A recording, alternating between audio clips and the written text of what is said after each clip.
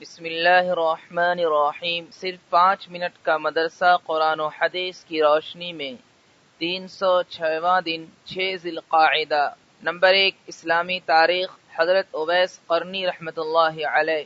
حضرت اویس بن عامر قرنی رحمۃ اللہ علیہ ایک مشہور تابعی ہیں، یمن کے رہنے والے تھے۔ انہوں نے رسول اللہ صلی اللہ علیہ وسلم کا زمانہ تو پایا، مگر ایک عذر کی وجہ سے حضور صلی اللہ علیہ وسلم سے ملاقات کا شرف حاصل نہ کر سکے۔ ان کی بوڑھی ماں تھی، جن کی خدمت کو سب سے بڑی سعادت اور عبادت سمجھتے تھے، چنانچہ جب تک وہ زندہ رہیں ان کی تنہائی کے خیال سے حج نہیں کیا۔ رسول اللہ صلی اللہ علیہ وسلم نے غائبانہ طور سے ان کو خیر التابعین، یعنی تمام تابعین میں سب سے بہتر کا لقب عطا فرمایا۔ حضور صلی اللہ علیہ وسلم نے حضرت عمر فاروق رضی اللہ عنہ کو ان کا نام اور علامتیں بتا کر فرمایا کہ وہ اپنی ماں کی خدمت کرتا ہے، جب وہ خدا کی قسم کھاتا ہے تو اللہ اس کو پوری کرتا ہے۔ اگر تم مجھ سے دعائے مغفرت حاصل کر سکو تو کرا لینا۔ اس کے بعد سے حضرت عمر رضی اللہ عنہ برابر ان کی تلاش میں رہے، یہاں تک کہ حضرت عمر رضی اللہ عنہ کے زمانے خلافت میں حضرت اویس رحمۃ اللہ علیہ تشریف لائے، ان سے ملاقات کی اور دعا کی درخواست کی۔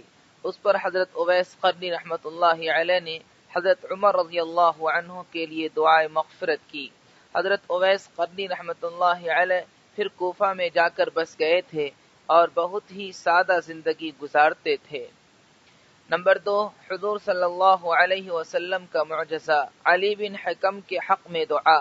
حضرت معاویہ بن حکم رضی اللہ عنہ فرماتے ہیں کہ غزوہ خندق میں جب میرے بھائی علی بن حکم اپنے گھوڑے پر سوار ہوئے اور اس کو دوڑایا تو کسی دیوار سے ان کا پیر ٹکرا گیا، جس کی وجہ سے ان کے پیر کی ہڈی ٹوٹ گئی۔ ہم لوگ ان کو آپ صلی اللہ علیہ وسلم کی خدمت میں لے آئے۔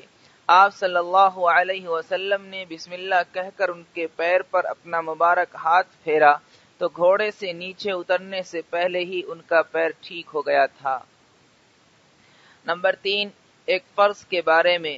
اذان جمعہ کے بعد دنیاوی کام چھوڑ دینا۔ قرآن میں اللہ تعالیٰ فرماتا ہے، اے ایمان والو، جمعہ کے دن جب جمعہ کی نماز کے لیے اذان دی جائے تو سب کے سب اللہ کے ذکر یعنی نماز کی طرف دوڑ پڑو اور خرید و فروخت چھوڑ دو، یہ تمہارے لیے بہتر ہے اگر تم جانتے ہو۔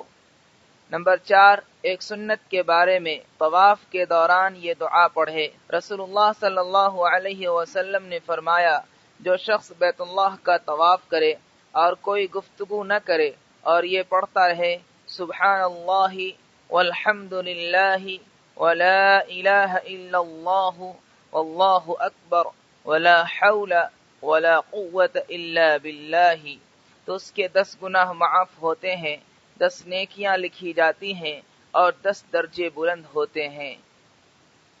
نمبر 5، ایک اہم عمل کی فضیلت۔ اللہ کی راہ میں چوکیداری کرنا۔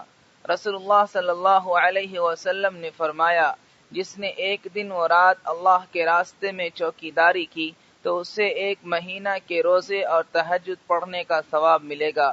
اگر اس چوکیداری میں اس کی موت ہو گئی تو یہ اجر اس کا ہمیشہ جاری رہے گا اور اسے رزق ملے گا اور آخرت کی تمام آفتوں سے محفوظ رہے گا۔ نمبر 6، ایک گناہ کے بارے میں۔ برے اعمال کی نحوست۔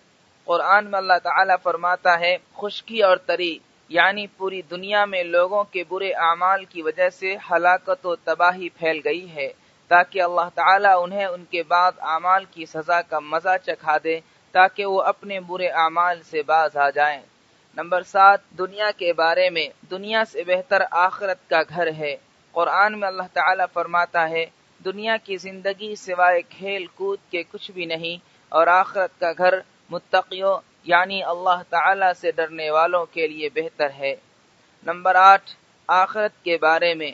ہر نبی کا حوض ہوگا۔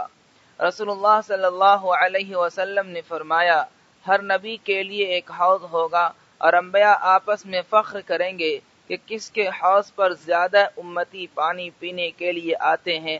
مجھے امید ہے کہ میری حوض پر آنے والوں کی تعداد زیادہ ہوگی۔ نمبر 9، طب نبوی سے علاج سنا کے فوائد۔